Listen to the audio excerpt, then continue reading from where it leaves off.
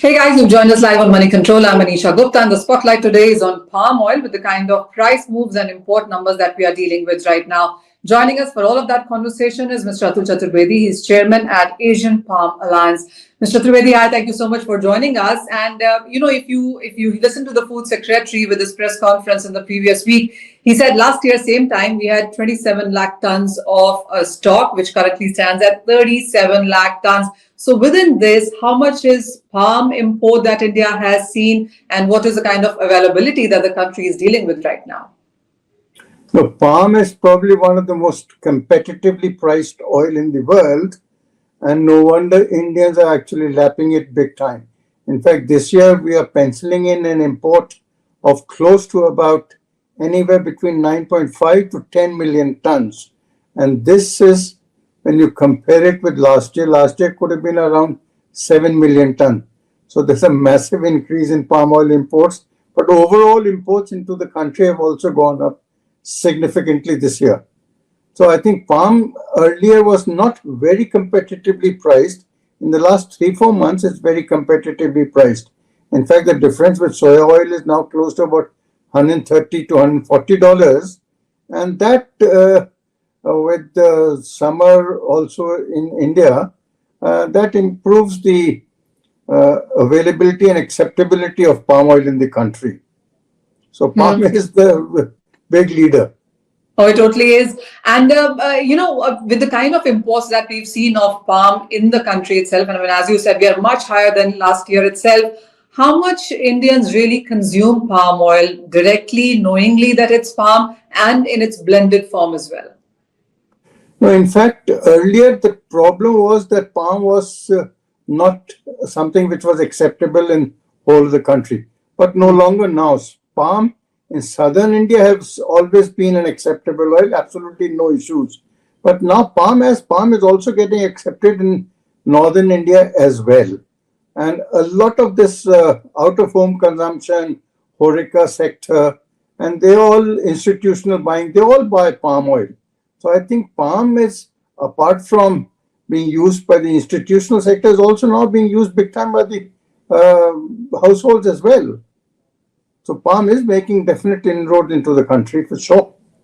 And how would you read into the fact that India doesn't do much of palm? I mean, our numbers are really small vis-a-vis what we import into the country. So how is the overall sector looking at this? No, India has been trying to increase the palm production in the country, but at this point of time, I don't think we are producing more than 300,000 tons of oil on an annualized basis. And one big reason for that is palm is still not considered as a plantation sector in the country. The big ticket investment is not forthcoming because corporates are not allowed, and all the land sealing laws and all that comes into play. But as far as imports are concerned, palm is available next door. The voyage time is only about 7 to 10 days. So no wonder the Indians always look for cheaper option. And palm obviously is one of the cheapest oils available in the world. And there's absolutely nothing wrong with this oil per se. In spite of whatever you keep hearing by NGOs and all, there's nothing wrong with palm oil. It's a good oil. Yeah. Okay. So when you look at an year-on-year growth, Mr. Chaturvedi, what is the kind of consumption growth that India has seen when it comes to palm? So it will be difficult to put a finger, but Indian consumption of palm oil is closer to about 60%. So 60% is palm, and the balance 40% is all other oils. I think probably this year this figure might actually get breached. We might actually end up consuming more palm oil because soya is still a little more expensive. But sun oil is another oil which is making big ticket inroads into the country. And maybe, who knows, if Ukraine-Russian problems get over, India might start receiving more of sun oil and palm could have competition. It's surprising that palm and sunflower oil currently are being sold more or less at the same price, which is something which is very, very unusual. Hmm. Also, how would you look at, I mean, as you said, we get as much palm as we want from our neighbors. So, what is it that our conversations right now are from, whether it's Malaysia or Indonesia? Now, the biggest problem as far as the Indian refiners is concerned is that Indonesia is giving a roughly 8% advantage for exports of olein.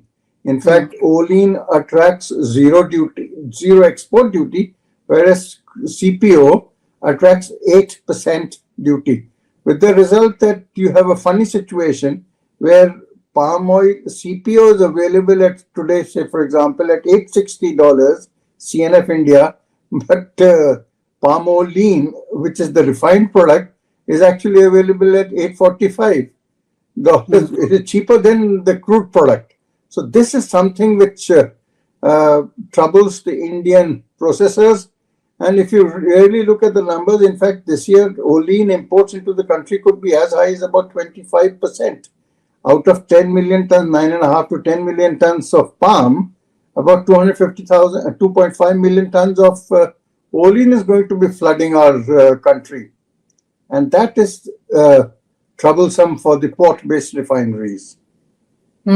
So, whether you like it or not, people are eating more palm in the Indian markets here. A final question, really. So, what's your sense on the prices going forward? That's one. The kind of duty differential, as you pointed, also has been a bit of a concern. Is some conversations ongoing with that? No, I don't think government is sitting pretty and the decision makers are sitting pretty, because market is doing its own job and Indian importers have miscalculated really big time by importing huge quantities, and you referred to about 3.7 million tons of stocks lying in the country. So all that is not going to ensure that the prices move northwards. And El Nino or no El Nino, Indian crop seems to be shaping up quite well. So you have another crop of soybean coming into fray in about a month's time. So I don't see markets moving northwards. They will probably continue to remain range bound. And during this time, with elections likely in the next 3-4 months, inflation is also a dirty word. So I don't think government is going to jack up import duties. From the industry side, our only request would be that whatever is the duty structure, no issues. But the only thing is that the differential between CPO and olein needs to be made minimum 15%. And there's no reason whatsoever why India should continue to encourage refining in Malaysia and Indonesia at the cost of the Indian refiners in this country. Oh, absolutely. So just squeezing in one final question. So while we have seen prices decline quite sharply, what is your sense now in the coming few months on where are we headed in sense of prices? I mean, is it going to get further cheaper for consumers?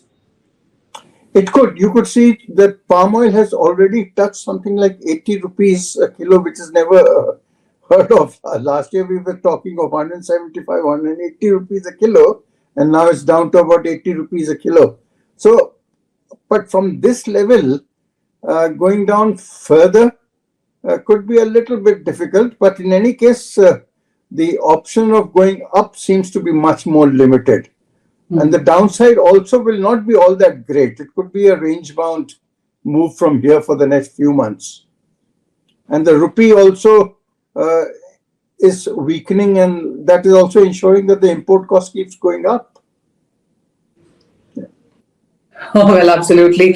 Mr. Chaturvedi, thank you so much for joining us today and talking all things palm oil with us at Moneycontrol. Thank you for your time.